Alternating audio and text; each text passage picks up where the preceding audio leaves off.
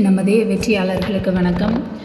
முதுகலை தமிழாசிரியர் பாடத்திட்டத்தில் முதல் அலகு 1 இருக்கக்கூடிய பண்பாட்டு பரவல் அது குறித்து தான் பார்த்துட்ருக்குறோம். அதில் இன்றைக்கு இது வந்து 3வது பாகமாக போடப்படுகிறது இந்த காணொளி. இந்த சேனலை இப்போ தான் முதல் முறையாக பார்க்குறீங்க அப்படின்னா சப்ஸ்கிரைப் பண்ணிக்கோங்க. உங்களுடைய நண்பர்களுக்கும் இதை பகிருங்கள். நம்முடைய சேனலில் வந்து நாட்டுப்புறவியல், இலக்கணம் இதெல்லாம் வீடியோஸ் இருக்குது. பிஜிடிஆர்பி பிளேலிஸ்ட் அப்படிங்கிறதுல இருக்கும், போய் பார்த்துக்கோங்க. அதோடு இல்லாமல் வினாக்கள் வடிவிலும் பதிவிடப்பட்டு இருக்கிறது, அதையும் பாருங்கள். நாட்டுப்புறவியல், நாட்டுப்புற கலைகள் குறித்தெல்லாம் வந்து வினாக்கள் வடிவிலே பதிவிடப்பட்ட காணொளிகள் நம்முடைய சேனலில் இருக்குது. ஒரு சிலர் வந்து இந்த புத்தகத்தோட பிடிஎஃப் கேட்டிருந்தீங்க. அந்த பிடிஎஃப்பும் இந்த வீடியோவோட டிஸ்கிரிப்ஷனில் நான் லிங்க் நினச்சிறேன் கொடுக்குறேன். அதில் நீங்கள் வந்து செக் பண்ணி பார்த்து எடுத்துக்கோங்க. சரி, இப்போ வீடியோக்குள்ளே போயிடலாம். தொல்பழங்கால தென் இந்தியாவுக்கும் மெசபடோமியாவுக்கும் இடையில் இருந்த தொடர்புக்கான நம்பத்தக்க காலக்கணிப்பை முறைப்படுத்தும் வாயிலை சுமேரிய நாட்டில், குறிப்பாக கிஸ் மற்றும் கசா அப்படிங்கிற பகுதியில் கிமு 5ஆம் நூற்றாண்டு இந்த ஊர்கள் பகுதிகள் தெரிந்து கொள்ள வேண்டியது அவசியம். இது சுமேரிய நாட்டில் கிஸ் அல்லது கசா அப்படிங்கிற பெயரில் அழைக்கப்படுத ஊர். அந்த பகுதியில் கிமு 5 முதல் 3 வரையான 1000 ஆண்டுகள் காலத்தை சேர்ந்தனவாக அகழ்ந்து எடுக்கப்பட்ட அகழாய்வில் கண்டுபிடிக்கப்படுகிறது. அது மாதிரி இந்தியாவிலிருந்து செய்யப்பட்ட செய்பொருள்கள் நிறையவே அங்கே வந்து கண்டுபிடிக்கப்பட்டது நமக்கு ஆச்சரியமான ஒரு செய்தியாக இருக்கிறது.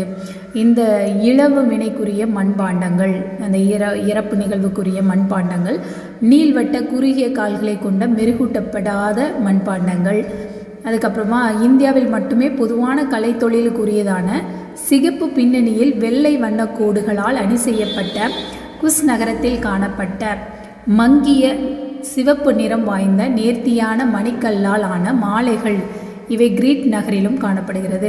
இப்போ இதில் வந்து நமக்கு எடுத்து வினாக்கள் எப்படி வரும் அப்படின்னு நம்ம நினச்சோங்க இது பண்ணோம் அப்படின்னு பார்த்தீங்க அப்படின்னா, இந்த மங்கிய சிவப்பு நிறம் வாய்ந்த நேர்த்தியான மணிக்கல்லால் ஆன மாலைகள் கண்டுபிடிக்கப்பட்ட நகரம் அப்படின்னு கேட்கலாம். இது காணப்பட்டது எங்கே அப்படின்னா குஸ் நகரத்தில் காணப்படுகிறது.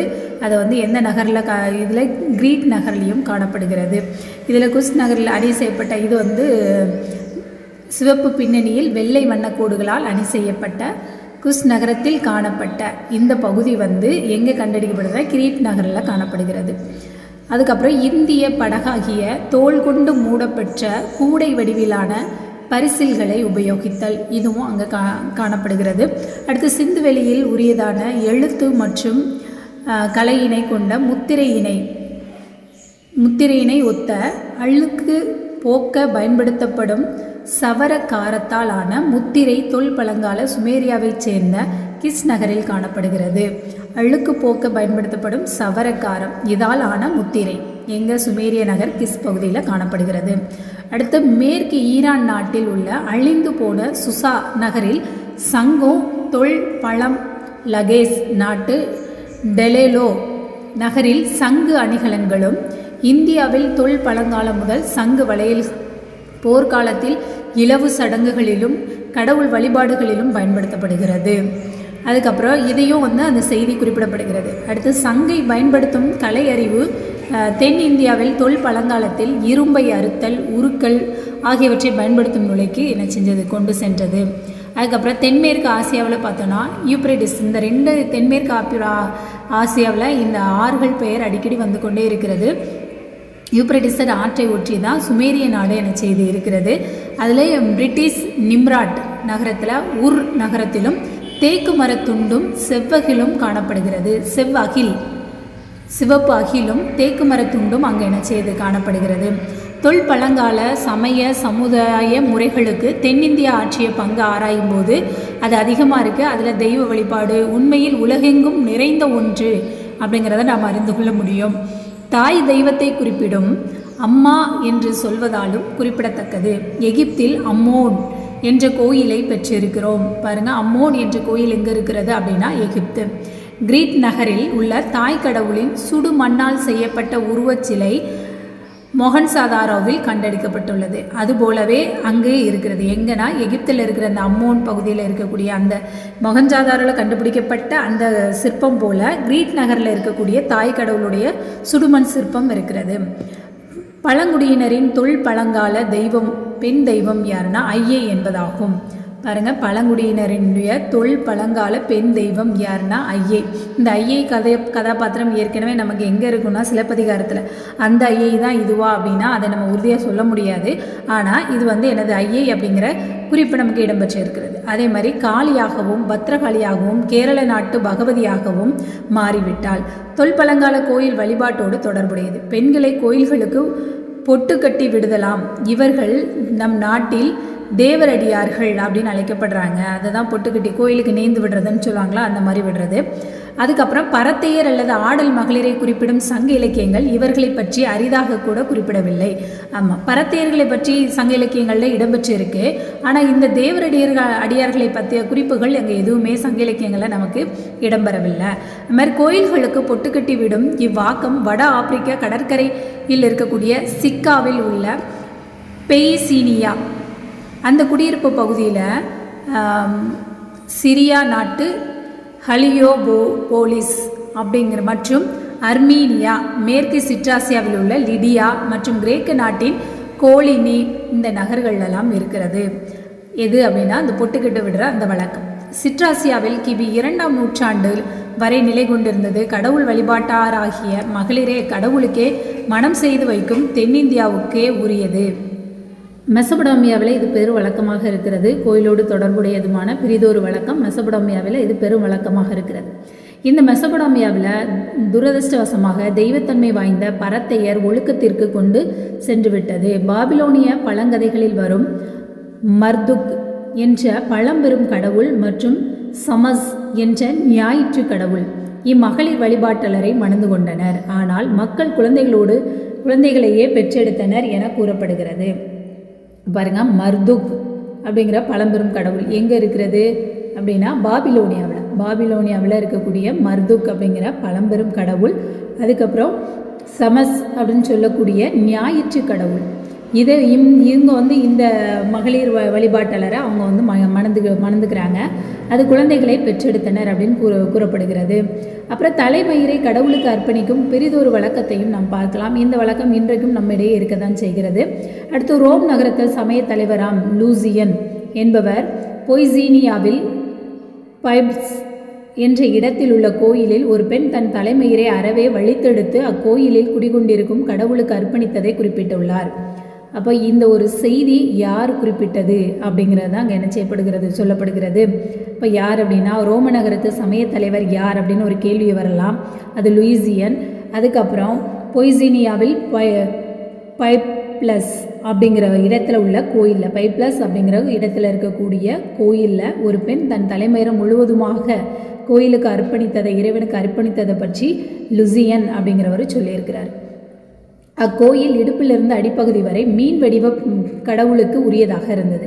வியத்தகு நிலையில் இது குறிப்பிடப்படுகிறது. அக்கோயிலோடு மீன்கள் நிறைந்த தெய்வத்தன்மை வாய்ந்த குளம் ஒன்றும் இருக்கிறது.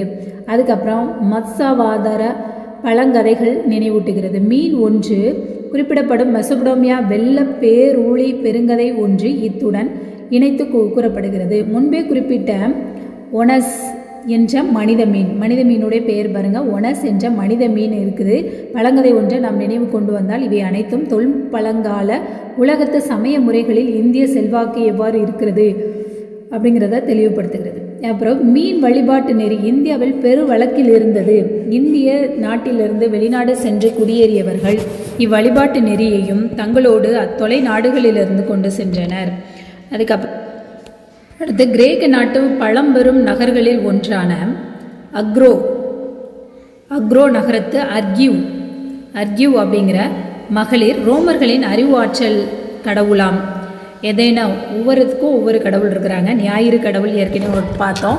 இதில் பாருங்கள், அறிவாற்றல் கடவுள் யாரோடது? ரோமர்களுக்கு என்ற கடவுளுக்கு தம் திருமணத்திற்கு முன்னர் தன் தலைமயிரை தந்திருக்கிறார்கள். தங்கள் வேண்டுகோள் நிறைவேறியதற்காக தங்கள் தலைமயிரை தாங்கள் வழிபடும் கடவுள்களுக்கு கொடுக்கும் வழக்கம் இன்றைக்கும் திருப்பதி, சுவாமிமலை, வைத்தீஸ்வரன் கோயில் மற்றும் பல இடங்களில் இன்றைக்கி நிறையவே இருக்கிறது. இந்தியாவில் மணமான மகளிர், ஆண் சிறார் இவங்க எல்லாமே இந்த விரதத்தை கடைபிடித்து வராங்க. இன்றும் நம் வழக்கத்தில் பார்த்தோம் அப்படின்னா திரௌபதி அம்மனோடு தடையின்றி தொடர்பு படுத்தப்படும் சிட்ராசியாவின் தெற்கில் ரோம் நாட்டு பழம்பெரும் நாடாம் கம்போடோகா அப்படிங்கிற இடத்துல திங்கள் மற்றும் கொடுவிலங்கு வேட்டை கடவுளாம் ஆர்டெமிஸ் பாருங்கள், திங்கள் மற்றும் வில் உள்ள அந்த இடத்துல கபடோகா அப்படிங்கிற இடத்துல இருக்கக்கூடிய கொடு விலங்கு வேட்டை கடவுளாம் ஆர்டெமிஸ் அப்படிங்கிற ஒரு கடவுளின் வழிபாட்டுக்கு நிகரானதுமான நெருப்பு மிதித்தல். நம்ம இங்கே வந்து திரௌபதி அம்மன் கோயிலில் மட்டும் இது நடக்கு. தலைமயிரை இந்த தெய்வத்திற்கு பழி கொடுப்பது போக, அது போக இப்போ அடுத்ததாக இருக்கிறது என்னன்னு பார்த்தீங்கன்னா நாக வழிபாடு. இந்த நாக வழிபாடு அப்படிங்கிறதும் தொல்பழங்காலத்தில் நாகர்களின் குலச்சின்னம். நாகத்தை சிவனோடும் கந்தனாம் முருகனோடும் தொடர்பு படுத்துவது நாகரிக முதிர்ச்சியற்ற காலத்தில் சமய வழிபாடாக இருந்தது. பழைய செய்தியை நினைவூட்டக்கூடிய வகையில் இந்த நாக வழிபாடு இடம்பெறுகிறது. அப்புறம் நாகக்கல் என்ற வடிவில் இன்றும் தென்னிந்தியாவில் அந்த நாக வழிபாடு இருந்து கொண்டு தான் இருக்கிறது. அந்த வழிபாட்டு நிறையில் பார்க்கும்போது பார்த்தோன்னா பல்வேறு வகைகள் இருக்குது. சில கற்கள் ஒரே நாகம் நின்ற நிலையில் உள்ளன, மற்றவற்றில் இரு நாகங்கள் தமக்குள் பின்னி கொண்டு இருப்பது போல இருக்கிறது. அப்புறம் ஒரு கோயிலில் அல்லது தெய்வத்தன்மை வாய்ந்ததாக கருதப்படும் மரம் பொதுவாக இந்த அரச மரம் அல்லது வேம்பு மரத்தடியில் கூட்டமாக நாகக்கற்கள் காணப்படுவது தென்னிந்தியாவில் இது பெருவழக்கமாக இருக்கிறது. அது மாதிரி மலபாரில் மலையாள பகுதிகளில் அதுலேயும் இது பெருவழக்காக இருக்கிறது. இந்த நிலத்தை வளப்படுத்துவதும் வழிபாட்டு நெறியோடு தொடர்பு படுத்தப்படுகிறது. இந்த நாக கடவுளை முறையாக வழிபட்டால் மகாவீனாத மலடி பெண் வயிற்றில் குழந்தையோடு பெருத்து விடுவாள் என்ற நம்பிக்கை. குழந்தை இல்லாத மலடி பெண் கூட குழந்தை உண்டாகி வயிறு பெருத்து விடும் அப்படிங்கிற ஒரு நம்பிக்கை அங்கே இருக்கிறது. அடுத்து சிந்துவெளி நாகரிகங்களில் பார்த்தோன்னா வண்ணம் தீட்டப்பட்ட மண்பாண்டங்கள், கல்வெட்டு பலகைகள் மற்றும் களிமண் தாயத்துகளிலும் ஊர்வனவாகிய பாம்பின் பிரதிநிதிகள் அந்த பாம்போட சின்னங்கள் அங்கே வரையப்பட்டு இருக்கிறது.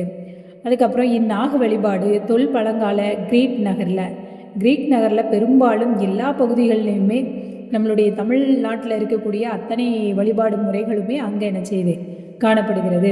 அதுக்கப்புறம் இரட்டை கோடாரி சின்னத்தோடு தொடர்புடையதாக இருக்கிறது. அடுத்ததாக தென்னிந்தியாவில் நிலவும் பிரிதொரு தொல்பழங்கால வழிபாட்டு நெறியாக இருக்கிறது. இது சிற்றாசியாவிலும் கிழக்கு மத்திய தரைக்கடல் பகுதிகளிலையும் இதே வழிபாட்டு முறை காணப்படுகிறது. திங்கள் வழிபாடு ஒரு வழிபாட்டு நெறியாகவே முக்கியத்துவம் தரப்படவில்லை. ஆனால் தென்னிந்தியாவில் வழிபாட்டு கொள்கை முற்றிலும் வேறுபட்டதாக இருக்கிறது. அதனால் திங்கள் வழிபாடு பழைய சங்க இலக்கியங்களில் சிறப்பான இடம் கொடுக்கப்பட்டிருப்பதோடு சிலப்பதிகாரத்தில் அந்த திங்களை போற்றுதும் கொங்கலதார் சென்னி குளிர் வெண்குடை அப்படின்னு சொல்லி இருக்கிறதுனால இந்த பாடல் மூலம் திங்கள் வழிபாடு முக்கியத்துவம் பெற்றது அப்படிங்கிறத நம்ம புரிஞ்சுக்கலாம். அடுத்து தமிழ்நாட்டின் தலைநகர்கள் ஒவ்வொன்றிலுமே திங்களுக்கென்று தனி கோயில், அதாவது நிலா கோட்டை இருந்தது. திங்கள் வழிபாட்டு நெறியின் நினைவு சின்னம் வளமும் வன்மையும் கொடுப்பதாக நம்பி 3ஆம் பிறை திங்களை காணும் நிகழ்ச்சியில் இன்றும் இருக்கிறது. அப்புறம் ஜோதிடம் மற்றும் வான்கோள் கணக்குகளிலும் இந்த சந்திரமான அப்படின்னு அழைக்கப்படும் முறையிலே உள்ளது. அப்புறம் மேலும் வியப்புக்குரியது என்ன அப்படின்னு பார்த்தோம்னா மாதம் என்பதன் பெயரே சந்திரனை குறிக்கும் திங்கள் என்பதாம். பண்டைய தமிழ் நாகரிகத்தின் எழுத்தாளர்கள் திங்கள் கடவுளை வழிபட்டனர் என்றாலும் அவர்கள் சமஸ்கிருத பண்பாட்டோடு தொடர்பு கொள்ளும் வரை எகிப்தியர்களைப் போல சந்திர கிரகணம் பற்றிய அறிவினையோ அதை ஒரு நாளாக கருதுவதையோ தெரியாம தான் இருந்தாங்க. அப்புறம் பாபிலோனிய நாகரிகத்தில் ஞாயிற்றை காட்டிலும் திங்களுக்கு சிறப்பான இடம் இருக்கிறது. இப்போ எந்த நாகரிகத்தில் ஞாயிற்றை காட்டிலும் திங்களுக்கு சிறப்பான இடம் அப்படின்னா பாபிலோனிய நாகரிகம். இந்த பாபிலோனிய ஆண்டு கணக்கு திங்கள் முறைக்கே உரியதாக இருக்கிறது. திங்களை குறிக்கும் ஆப்பு வடிவ குறி. இப்போ திங்களை குறிக்கிறதுக்கு எந்த வடிவ குறி பயன்படுத்தப்படுகிறதுனா ஆப்பு வடிவ குறி. காலை வழிபாடு, பெண்களை அவர்களின் கற்பிற்காக பெருமை செய்தல், பெண்களுக்கு கோயில் பணிகளில் என்ன செய்யுது பணிக்கிற விடுவது, இது போன்ற பழக்க வழக்கங்கள், சமய கோட்பாடுகள், இது எல்லாமே இங்கே பாபிலோனிய பழக்க வழக்கங்கள் மற்றும் சமய கோட்பாடுகளை இடையில் குறிப்பிடுகின்றன. மேலே கூறியவற்றில் பார்த்தோம் அப்படின்னா இஸ்ரேல் நாட்டு மொழியாம் ஹீப்ரூ இலக்கியங்களிலும் கூறப்பட்டுள்ளது. பாபிலோனிய பண்பாடு இன்றைய இஸ்ரேல் நாடு என்று கருதப்படும் ஜோர்டானுக்கு மேற்கிலும் சிரியாவுக்கு கிழக்கிலும் இருந்த கேகானுக் அப்படிங்கிற வரைக்கும் பரவி இருந்தது. அல்லது யூப்ரேட்டஸ் ஆற்றங்கரை வரையில் உள்ள சுமேரிய நாட்டு பழம்பெரும் நகரமாகிய உர் அப்படிங்கிற நகரத்திற்கும் கிழக்கு நகரத்திலிருந்து கிழக்கு ஆப்பிரிக்காவில் எகிப்துக்கு தெற்கில் உள்ள எத்தியோப்பியா இந்த பகுதி வரைக்கும் என்ன செஞ்சிருக்கு, ஹாரன் வழியாக கேனனுக்கு குடிபெயர்ந்தது அப்படின்னு நம்பப்படுகிறது. கிரேக்க பழங்கதையோடு பெருத்த ஒருமைப்பாட்டினை நம்ம என்ன செய்யலாம் பார்க்கலாம். அதுக்கப்புறம் சிற்றாசியாவிலிருந்து இந்த நம்பிக்கைகள் எல்லாம் சிற்றாசியாவிலிருந்து தான் வந்தது அப்படின்னு நம்பப்படுகிறது. இந்த வகையில் இந்தியாவிலிருந்து பாபிலோனியாவுக்கும் பாபிலோனியாவிலிருந்து கிரேக்கத்திற்கும் கேனானுக்கும் மக்கள் குடிபெயர்ச்சி இருந்தது. இன்றும் அழிவுறாமல் அது நம்மோட நிலை பெற்று தான் இருக்குது. அப்படி இருக்கக்கூடிய அந்த வழிபாட்டு நெறிகள் எல்லாம் தென்னிந்தியா தான் தாயகம் அப்படிங்கிறத நம்ம புரிஞ்சுக்கலாம். அதுக்கப்புறம் பார்த்தோம் அப்படின்னா தென்னிந்தியாவின் உயிரோட்டமான பண்பாடுகள் இது எல்லாமே எடுத்துக்காட்டுகிற அத்தனையுமே தென்னிந்தியாவினுடைய உயிரோட்டமான பண்பாடுகள் அப்படின்னு நம்ம தெரிஞ்சுக்கலாம். தென்னிந்தியாவில் பிற நாடுகளிலும் தொழில் பழங்காலத்தில் சமய நெறி காளை வழிபாட்டு நெறி சிறப்பான இடம்பெற்று இருக்கிறது. சிவனின் வாகனமாக காலமெல்லாம் வழிபட்டு வருகிறது. நம் விழாக்களில் ரிஷப வாகன விழாவை சிறப்புடையது என்றும் கருதப்படுகிறது. பாருங்க, ரிஷப வாகன விழா சிவனின் வாகனம் எது அப்படின்னு சொல்லி பார்த்தோம் அப்படின்னா காளை மாடு சொல்லப்படுகிறது. அதுக்கப்புறம் மொகன்ஜாதாராவில் கண்டெடுக்கப்பட்ட இந்த தாயத்துகளில் காளை உருவம் ஊர்வலமாக எடுத்து செல்வது காட்டப்படுகிறது. அதுக்கப்புறம் பண்டைய எகிப்தில் சமய சார்பான ஊர்வலங்களில் விலங்குகளை தூக்கி செல்வதை நினைவுக்கு கொண்டு வருகிறது. மக்கள் வழிபடும் கடவுள் காளை. ஆகவே சில விழாக்கள் காளையோடு தொடர்பு படுத்தப்படுகிறது. கொள்ளேறு தழுவுதல் அவற்றில் ஒன்று. ஆயர்குலத்தவர் தம் மகளிருக்கு மணமகளை தேர்வு செய்யும் ஒரு வழக்கத்தை சிலப்பதிகாரம் தனியே குறிப்பிடுகிறது. எவன் ஒருவன் காளை மீது பாய்ந்து அதை அடக்குகிறானோ அவனே அப்பெண்ணை மனம் கொள்வதில் வெற்றி கொண்டவன். மத்திய தரைக்கடல் தீவுகளில் ஒன்றான கிரிட்டிஸ் அப்படிங்கிறதுல கிண்ணம் ஒன்றில் காளை ஏறுதல் காட்சி பொறிக்கப்பட்டு இருக்கிறது.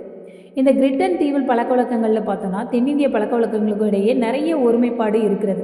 இந்த கிரிட் மீது தென்னிந்திய ஆதிக்கம் செலுத்தியது என்ற உண்மையிலிருந்து நாம் தப்பித்து கொள்ள முடியாத அளவு இந்த உறவு முறையானது நெருக்கமானதாக இருக்கிறது. இந்த கிரீக் நாட்டு நாகரிகத்திற்கும் தென் இந்திய பழங்குடியினருக்கும் கிராதர்களே பொறுப்பாவர் என பிரிதோர் இடத்திற்கு கருத்து தெரிவித்துள்ளனர். கிரிட் தன் பெயரை இவ்வினத்தாரிலிருந்து வேறுபட்டதாக கூறுகிறது. எகிப்திய சமய வழிபாட்டு நெறியாக விளங்கிய காளை வழிபாட்டு நெறியோடு நெருங்கிய தொடர்புடைய பேராற்றலின் படிவமாக கருதப்படும் லிங்க வழிபாடு மத்திய தரைக்கடல் இனத்தவரிடையே உள்ள பழங்கிளையினர் இலிங்க வழிபாட்டவரான இலிங்க வடிவம் சிந்துவெளியில் பெருமளவில் கிடைக்கும் கல்லால் ஆன வட்டமும் உருளையும் கொண்டது. தொல்பழங்காலத்தில் கிரீக் நாட்டின் ஆட்சி பூர்வ சமயம் ஒன்று நிற்கும் நிலையில் உள்ள கற்கம்பம் அல்லது செதுக்கி செய்யப்பட்ட தெய்வீக மரம் ஆகும். கிரிட்டன் மாநிலத்தில் கடவுள் வழிபாட்டு நிலையை இது பிரதிபலிக்கிறது. பண்டை தமிழரின் கடவுள் 5 எனப்படும் கம்பமாம் என்பது குறிப்பிடத்தக்கது. கம்ப வழிபாடு ஒரு காலத்தில் இந்தியா முழுவதும் இருந்து வந்தது. அதனால்தான் பழம்பெருங்காலத்தில் வழிபாட்டு தெய்வமாக கருதப்பட்ட கற்கம்பங்கள் மீது தன் கல்வெட்டுகளை பொறித்தார்கள். அசோக பேரரசன் கல்வெட்டுகளை பொறித்திருக்கிறார். இறந்தார் உடலை புதைக்கும் மேடுகளில் நடத்தப்படும் புத்த ஸ்தூபிகளுக்கும் இக்கற்கம்ப வழிபாடு நெறியிலே அமைக்கப்பட்டது. 5 வடிவம் லிங்க வடிவமாக மாறிய பின்னர் பண்டை தமிழர் கோயில்களுக்கு முன் ஸ்தம்பம் நட்டுவிட்டனர். திருவிழா அல்லது திருமண பந்தம் தொடக்கமாக மூங்கில் கொம்பு அல்லது வேறு மரக்கொம்பு ஒன்றை நட்டு அதற்கு வழிபாடு செய்யும் வழக்கத்தில் இந்த வழிபாடு பிரிதொரு வகையில் இன்னும் இருப்பதை காணலாம். மாற்று வடிவில் செய்யப்பட்ட கொம்பு வழிபாடு காளை வழிபாட்டை நினைவுபடுத்துகிறது. கிரீட்டில் வழக்காற்றில் உள்ள கடவுள் அல்லாத அதன் பரிவாரங்களின் வழிபாடு தென்னிந்தியாவில் இன்றும் வழக்காற்றில் உள்ளது. அப்புறம் பார்த்தோன்னா வழிபாட்டு நெறிக்கு நிகரானதாம் சாம்பிராணி போல மணப்புகைகள் எழுப்பப்படும், சங்கு ஊதப்படும், யாழும் குழலும் தெய்வ இசையாக இசைக்கப்படும், மணப்பொருள் எரிக்கப்படும் போது கை மணி அடிக்கப்படும். அதைத் தொடர்ந்து தாய் தெய்வ வழிபாடு நெறியாளர் மேற்கொள்ளப்பட்ட தாய் உரிமை முறை பழம்பெரும் நாகரிகத்திற்கு பிரிதொரு கோட்பாடாக இருக்கிறது. ஏனைய பகுதிகளில் நிலவும் மக்கள் தாயம் என்பதற்கு எதிர்மறையானதும் மலபார் நாட்டில் நிலவுவதுமான மருமக்கள் தாய முறை. இந்த மருமக்கள் தாயம் ஒரு காலத்தில் தென்னிந்தியா, ஐரோப்பா, சிட்ராசியா, மெசபடோமியா மற்றும் எகிப்து நாடுகளில் இருந்தது. தென்னிந்தியாவில் உலகத்தின் தொல்பழங்கால ஏனைய பகுதிகளை இணைக்கும் இணைப்பாக இருந்தது இதுவும் ஒன்று அப்படின்னு சொல்லலாம். எகிப்தில் உள்ளது போல கிரீக் நாட்டிலும் குடும்ப வாரிசு பெண் வழியே. ஏன்னா குடும்பத்தினுடைய பண்டைய கன சமூகத்திற்கு பெண்ணே தலைமை தாங்குவதாக சங்க இலக்கியங்களில் என்ன செய்யப்படுகிறது, குறிப்புகள் இடம்பெற்று இருக்கிறது. அடுத்ததாக எடுத்துக்கொண்ட ஆய்வுக்கு ஆன முடிவை உடை வகையில் காண முற்படினும் இங்கு மறுக்க இயலாத ஒருமைப்பாட்டினை காணலாம். கிரீட்டு எகிப்து ஆடவர் இருப்பு ஆடையை மட்டும் உடுத்தியிருந்தனர். மேலும் அவர்கள் மிதியடி மற்றும் மிதிகால் மறையும் அடிப்புதை அரணங்களை அணிந்திருந்தனர். ஆடைகளை பார்த்துக்கோங்க. ஆண்கள் மிதியடி மிதிகால் மறையும் அடிப்புதை அரணங்கள். பொதுவாக தலையின் பின்பக்கமாக இடுப்பு வரை தொங்கும் நீண்ட தலைமயிரை கொண்டிருந்தனர். தலைமயிரை ஒப்பனை செய்வதில் வியத்தகு முறை ஒன்று கிடைத்துள்ளது. அதாவது ஒக்கூர் மாசாத்தியார் அப்படிங்கிற பெண்பார் புலவர் ஒருவர் நாடாளும் அரசன் அழைக்க தன் மகனை போர்க்களத்துக்கு அனுப்புகிறார். மகனின் நீண்ட தலைமயிரை ஒப்படை செய்யும் போது அம்மயிரை ஒன்று திரட்டி யூப்ரேடஸ் ஆற்று பள்ளத்தாக்கு தொல்பழம் நிலப்பகுதியாக சுமர் நாட்டு முறைப்படி முடித்து அனுப்பியிருக்கிறார். அது எந்த முறைப்படின்னு பாருங்க. பாடல் ஒக்கூர் மாசாத்தியார் பாடிய பாடல். ஆனால் எந்த இதில் யூப்ரேட்டிஸ் ஆற்று பள்ளத்தாக்கு பழங்கால பகுதியாக சுமர் நாட்டு முறைப்படி முடித்து அனுப்பியிருக்கிறார். முடியை அந்த சிகை அலங்காரம் செய்வதை எந்த பகுதியில் உள்ளதுன்னு ஒப்பிட்டு சொல்கிறாங்கன்னு பார்த்துக்கோங்க.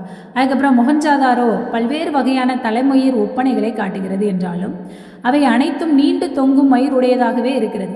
புறநானூறு அளிக்கும் அகச்சான்று கிரீட் மற்றும் எகிப்து நாடுகளில் மேற்கொள்ளப்பட்டதும் பண்டை தமிழர்களின் வழக்கத்தில் இருந்ததுமான வெறுக்கப்பட்ட மயிர் முடியாகும் அப்படிங்கிறத காட்டுகிறது. வகையால் எண்ணில் அடங்காதவனாகிய பழக்க வழக்கம் மாற இன்ப களியாட்டங்களில் இங்கு ஒன்று அல்லது இரண்டே குறிப்பிடப்படுகிறது. இந்த பழக்கப்பட்ட உயிரினங்களின் தொல்பழங்காலத்தில் சேர்ந்ததுதான் முருகனின் கொடியாகிய மயில் ஆகும்.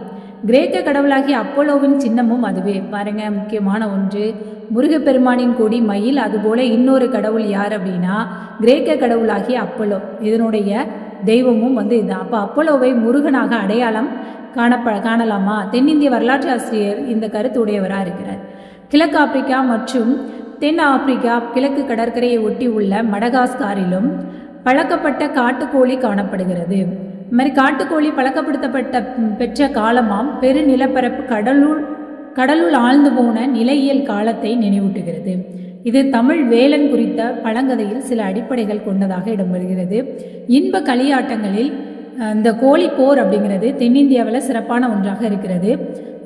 மொஹஞ்சதாரோவில் கண்டெடுக்கப்பட்ட தாயத்தின் மீதான முத்திரையில் இரு காட்டு கோழிகளின் சண்டை இடம்பெற்றிருக்கிறது. கிணை நாகம் இருக்குன்னு பார்த்தோம். அதுக்கப்புறம் இதுகளில் சின்னங்களில் முத்திரைகளில் காளை மாடுகள் என்னது தூக்கிட்டு போகிற மாதிரியான சின்னங்கள் இருக்கக்கூடியது கண்டுபிடிக்கப்பட்டதுன்னு பார்த்தோம். அதே மாதிரி இதுவும் மொஹஞ்சதாரோவில் இரு கோழிகள் சண்டையிடுவது போன்ற முத்திரைகள் காணப்படுகிறது. இதிலிருந்து திருவாளர் மக்கே அவர்கள் சிந்துவெளி மக்களிடையே கோழிச்சண்டை ஒரு விளையாட்டாம் என கூறுகிறார். பாருங்க, சிந்துவெளி மக்களிடையே கோழிச்சண்டை ஒரு விளையாட்டாம் கூறியது யார் அப்படின்னா திருவாளர் மக்கே அப்படிங்கிறவர். அதுக்கப்புறம் மேலே எடுத்துக்கிட்ட கருத்தை பார்க்கும்போது மனம்போன படியினவாக இருப்பினும் அது தன் அளவிலேயே தென்னிந்திய பண்பாட்டின் அடிப்படை ஒருமைப்பாட்டை நிலைத்தாட்ட வல்லதாக இருக்கிறது. கால அளவு இடையறவு படாமல் குறித்து வைக்கிறது. அது தொடர்பு கொண்டு வெளிநாட்டு பண்பாடுகளில் மிக சிறந்தவற்றை தன்னியல் தாக்கும் அதே நிலையில் இன்னமும் உயிரோட்டம் வாய்ந்த ஆற்றலாக திகழ்கிறது. தொல்பழங்கால இடைக்கால மற்றும் இன்றைய உலகில் இது ஒப்புயர்வற்ற இடம்பெற்றதாக இருக்கிறது. தன் சமய நெறியாலும் மொழியாலும் தொல்பழம் உலகத்தை அதன் கலைத்தொழிலை நாகரிகம் உடையதாக ஆக்கியிருக்கிறது. இதோட பார்த்தோம் அப்படின்னா நமக்கு இந்த பண்பாட்டு பரவல் அப்படிங்கிற பகுதி நிறைவு பெற்றது. இந்த புத்தகத்தில் இருந்தது. வேறு புத்தகங்களில் இருந்து தகவல்கள் கிடைத்தால் உங்களுக்கு அதை நான் பகிர்கிறேன். ஒவ்வொரு செய்தியையும் நீங்கள் குறிப்புகள் எடுத்து வைத்துக்கொண்டு நம்மளே குறிப்பெடுக்கும் போது தான் அது அதிகமான நினைவாற்றலை தரும் அப்படிங்கிறது என்னுடைய அனுபவ உண்மை. அதனால் முடிந்த வரைக்கும் அப்பப்போ என்ன செஞ்சுக்கோங்க, குறிப்புகள் எடுத்துக்கொள்ளுங்கள். முடியாத சமயத்தில் இதை காணொலிகளை செய்திகளாக என்ன செஞ்சுக்கோங்க, காதில் வாங்கிக்கோங்க. அதை அப்படியே உள் வாங்கிக்கோங்க. நிச்சயமாக பயனுள்ளதாக இருக்கும். நன்றி.